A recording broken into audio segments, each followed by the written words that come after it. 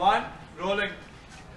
Hello, welcome to the Quint's Live. A big Quint impact. The Ministry of Home Affairs today approved air transit for the Central Armed Paramilitary Forces, which includes the CRPF. Now, this air transit has been approved on 4 sectors: Delhi, Srinagar, Srinagar, Delhi, Jammu, Srinagar, and Srinagar, Jammu. Now, this notification from the centre comes just a week after 40 CRPF Jawans were martyred in the Pulwama attack. The Quint had reported that the request for air transit made by the CRPF to the centre for the same convoy that was attacked in Pulwama made, but it wasn't granted. Now, with that, I take my first question to Poonam, who had reported on the story. Poonam, before we get there, what does the new notification of the Home Ministry say, and how does it benefit the security forces?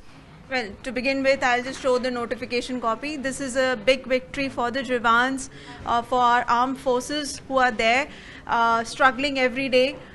This notification was issued today on 21st February, as you can see, and the notification, it clearly says, and I'll just read few lines from here, that henceforth the competent authority will now allow CAPF, which is Central Armed Police Forces, to travel by air from Jammu to Srinagar and back, and Srinagar to Delhi and back. So this means that henceforth the convoy which is plying on the roads, which was moving, which was attacked in Pulwama, now the CRPF and other Central Armed Forces can move from Jammu to Srinagar by air. But that doesn't mean that the convoy will not move. It means that the convoy will be supplemented by air travel. The convoy will primarily be used for transporting ration, and the number of Jawans in the convoy would be much less. In this case, what happened, 78 vehicles were moving in one convoy, and each bus on an average had 40 Jawans. That was the reason why over 2,500 Jawans were traveling. But this will at least secure the lives of our Jawans, and the chances of them being attacked by terrorists would be much less. So this is a big victory for the paramilitary forces, because what I've also gathered from the sources that the requisition for air travel for the Jawans was there with the Ministry of Home Affairs for years. In 2017, they had placed a proposal allowing air travel for the Jawans between Jammu and Srinagar, but it was not being heard. So this notification which has come now after the attack, it actually shows that the government woke up to this only after something major like this happened. So this certainly is a big victory for the Jawans. And now coming back to the story which I reported on 16th of February, which is 2 days later this attack. On this, as far as this particular story is concerned, the interesting bit is that I got the lead about this story from a Jawan who is in Srinagar. He told me that why can't the government provide us air travel? Why are we not given bulletproof vehicles? So this is one important bit that came to my knowledge, and I asked him that what is the reason? Are you guys not provided with these facilities? Then he said that no.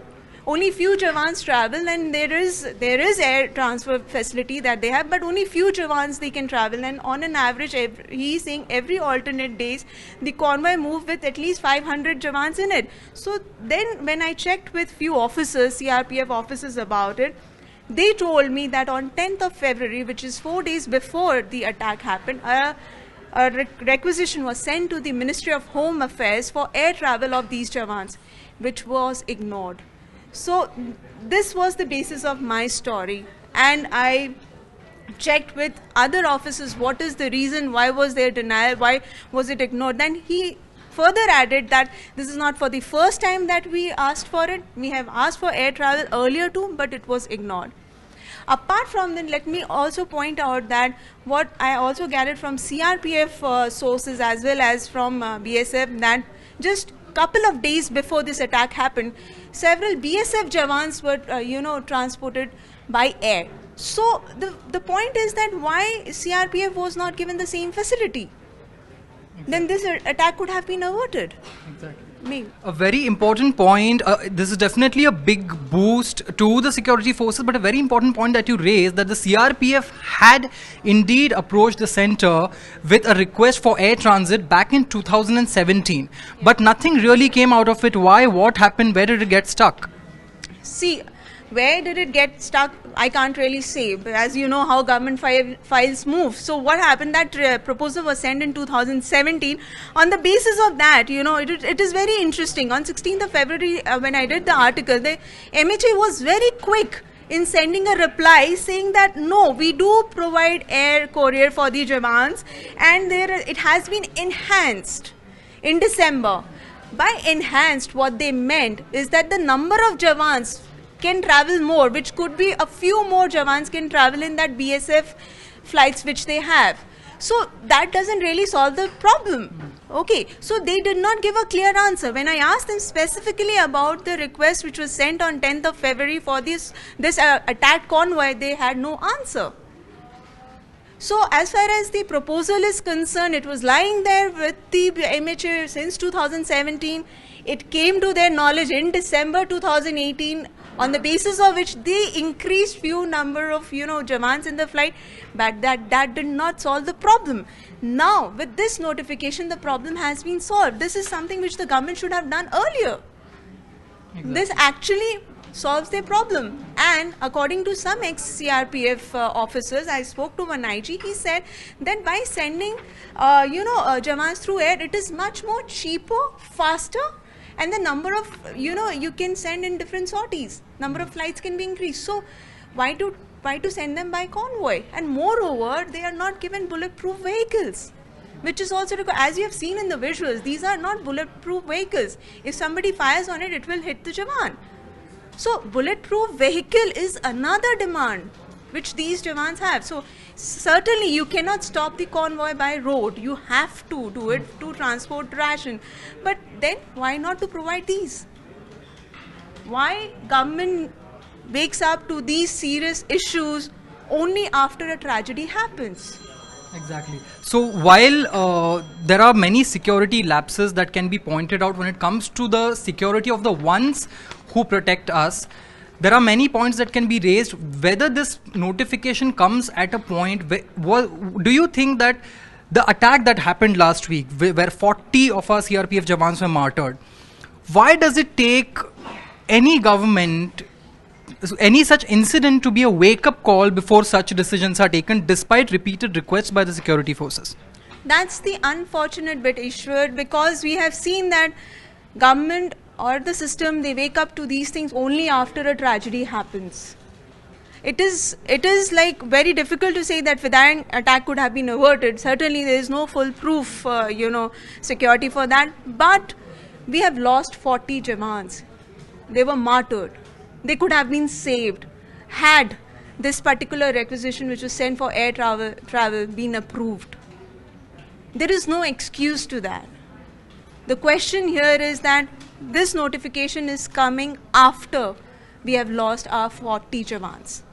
So it is, we have seen in the past also, and this is something which has been happening for years. But I would also say at the same time that finally this has come. At least in future, such an attack or something like this will not happen. At least our Jawans are far more secure. And also, in addition to this, the government has also said that, as far as civil vehicles are concerned, they will not be allowed with the convoy. There is certain rules and, drill which they will maintain. But this is an important thing which should have happened earlier. There were proposals with the MHA, not just CRPF, BSF also wrote separately for this. So now that they are taking note of it, I would say it's late, but again, it has happened. Yeah. It's late, better late than never. It has happened, but it has come at the cost of loss of lives of at least 40 of our Jawans. What are the other details from the notification that we can highlight that the government has taken, the steps that the government has taken? Well, the notification doesn't really speak about the fact that what kind of flights they can travel in, whether it will be provided by Indian Air Forces or will it be private.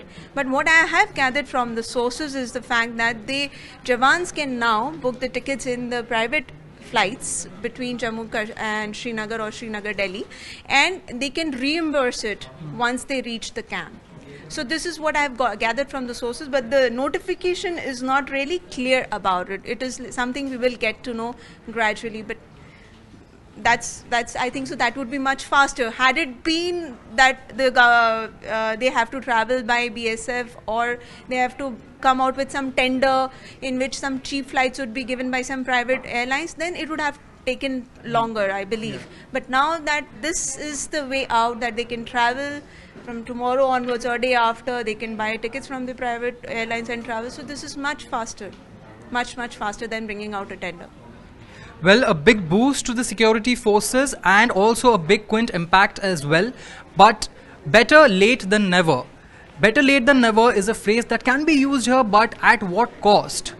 If we go by the details of Poonam's reports, there were several requests sent by the security forces to the center for air transits, but nothing happened about it. So could this have been averted if this notification, if this step taken by the government had come a bit earlier? Now that remains the question, but what happened can't be changed. But let's look forward, and this big boost that has come for the security forces from the MHA today is something that is a step in a good direction. On that note, I thank Poonam for joining on this chat with her expert insights. Also, we are continuously following the story and the aftermath and the details of the attack on the 40 CRPF Jawans in Pulwama last week. So stay tuned to the Quint. Thank you so much.